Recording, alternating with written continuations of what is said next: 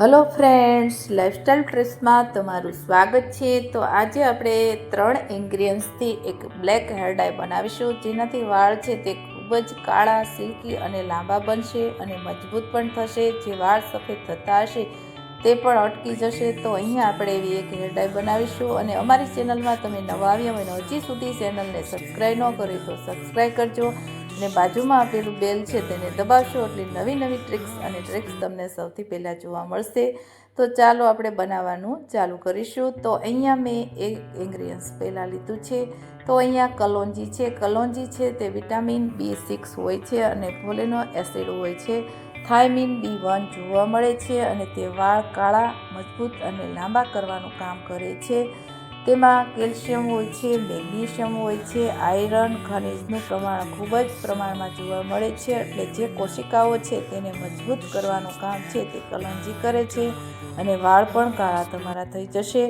હવે અહીંયા આપણે દાડમના જે છોતરા આપણે ફેંકી દેતા હોઈએ છીએ, તો આજથી તમે ફેંકી દેવાનું બંધ કરી દેશો અને જે છોતરા હોય છે તેને આપણે સૂકવી લેશું અને તેનો પાવડર બનાવી અને અહીંયા તમે હેર ડાય બનાવી શકો છો. તો અહીંયા તમારી પાસે દાડમના છોતરા કે દાડમ ન હોય તો તેનો પાવડર ઇઝીલી તમને બજારમાંથી મળી જશે અને તે પણ તે ઓસડિયાની દુકાને ઇઝીલી તમને મળી જશે, અથવા તો તમારે ઓનલાઈન પણ તમે મંગાવી શકો છો. હું લિંક છે તે ડિસ્ક્રિપ્શન બોક્સમાં આપી દઈશ, તો તમે ઇઝીલી મંગાવી શકો છો.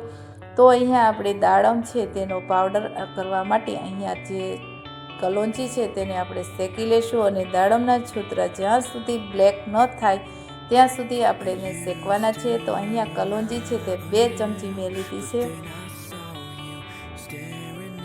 અહીંયા તમારી વાળની જે લેન્થ હોય એ પ્રમાણે તમે હેર ડાય બનાવી શકો છો અને ખૂબ જ આ હેર ડાય છે તે બ્લેક કરવાનું, કાળા કરવાનું કામ કરે છે.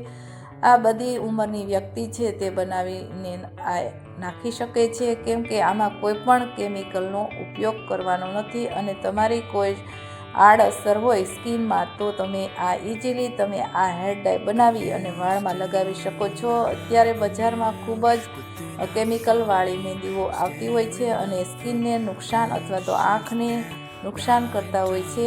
બાજુમાં આંખના ડાર્ક સર્કલ પણ વધારે પ્રમાણમાં થઈ જતા હોય છે, બળતરા થતી હોય છે. તો તેની તમામ સમસ્યાઓ દૂર કરવા માટે અહીંયા આપણે એક એવી હેર ડાય બનાવીશું તો જેનાથી વાળ છે તે કાળા થશે અને જડમૂળમાંથી લાંબા પણ થશે અને એકદમ જે પારવા વાળ હશે તે મજબૂત થશે અને નવા વાળ ઉગવાનું કામ કરશે. એટલી આ હેર ડાય જોરદાર આપણે અહીંયા બનાવીશું. અહીંયા હું આ ઘણા ટાઈમથી આ હેર ડાય છે બનાવી અને હું પોતે જ યુઝ કરું છું અને હવે તમને આ શેર કરું છું. તો અહીંયા તમે આવી હેર ડાય બનાવશો તો તમારા વાળ કાળા થઈ જશે. જો તમારા વાળ કાળા સફેદ હશે તો થતાં અટકી જશે અને વાળ એકદમ સરસ એવા થઈ જશે. અહીંયા એક ઇન્ગ્રીડિયન્ટ્સ આપણે એવું એડ કરીશું તો તેના વાળ છે સિલ્કી થશે અને એકદમ શાઇનિંગવાળા વાળ થઈ જશે. તો અહીંયા આપણે 7થી 8 મિનિટ જેવું મેં અહીંયા ધીમા ગેસે શેકી લીધું છે. અહીંયા કલોંજી અને દાડમના જે છોતરા છે તેને શેકી અને અહીંયા ઠંડુ થવા દઈશું. જ્યાં સુધી બ્લેક ન થાય ત્યાં સુધી આપણે થવા દેવાનું છે અને ગેસ અહીંયા ધીમો રાખવાનો છે, તેનાથી છોતરા એકદમ બ્લેક થઈ જશે.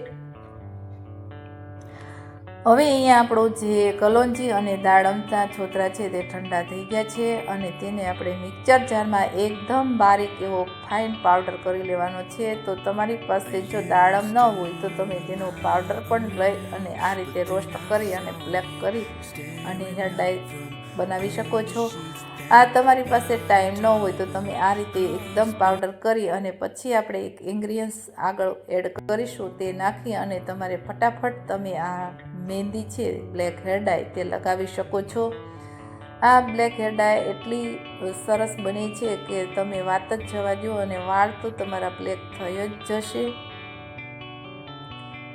હવે અહીંયા આપણે કોઈ કચરો હોય અથવા જે ઝીણો જાડો કચરો હોય તે નીકળી જશે અને જે એકદમ બારીક ફાળ હોય તેને આપણે એની હેર ડાય બનાવીશું એટલે વાળમાં એકદમ સરસ એવી બેસી જશે.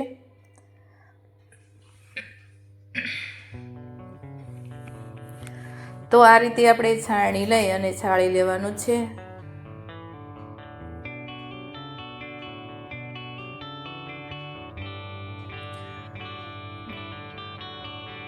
તો તમે જોઈ શકો છો અહીંયા એવું એક લિક્વિડ કલોંજી એડ કરી છે, તેમાંથી તેલ જેવું પ્રવાહી નીકળે છે. તો તેનાથી તમે જોઈ શકો છો મારી આંગળીઓ બધી બ્લેક થઈ ગઈ છે. અને હવે અહીંયા આપણે એક એલોવેરા જેલ રેડીમેડ મેં લીધી છે, તમે તાજી પણ લઈ શકો છો. જો તૈયાર પણ ન હોય તો તાજી પણ લઈ શકો છો. તો અહીંયા એલોવેરા જેલ છે તે વાળને સિલ્કી, સોફ્ટ અને જે મજબૂત કરવાનું કામ કરે છે, પોષણ આપે છે, વાળને મજબૂત બનાવે છે અને બ્લડ સર્ક્યુલેશનને બહેતર બનાવે છે અને વાળને મજબૂત કરવાનું કામ કરે છે. વાળ સિલ્કી પણ થઈ જશે તમારા વાળ.